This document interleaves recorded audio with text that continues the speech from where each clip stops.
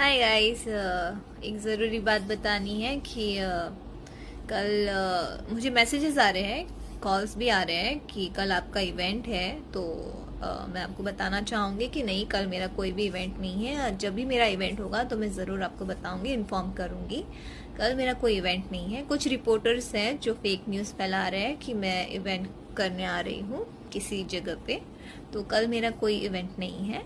सो इसके लिए मैं आपको बता देती हूँ। बाकी कैसे हैं आप सब? प्लीज़ गाइस, ऐसे फेक न्यूज़ मत बनाएं, बिकॉज हमारे जो दोस्त हैं उन सबको उनकी जो चीज़ें लाइक एक्साइटमेंट ख़त्म हो जाती है जब हम नहीं पहुंचते उस जगह पे। तो प्लीज़ ऐसे फेक न्यूज़ ना बनाएं। और कल मेरा कोई इवेंट नहीं है, बट विल इन्फॉर्म जब भी होगा। Good night.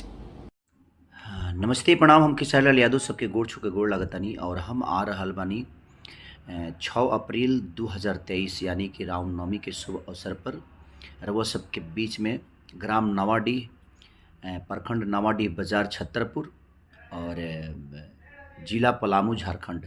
आयोजक करता हमारे रामबली पासवान जी हैं और मुखिया जी, जो कि बहुत प्यारे इंसान हैं वो। और ये 3 साल से कार्यक्रम करना था, बट कोरोना काल में से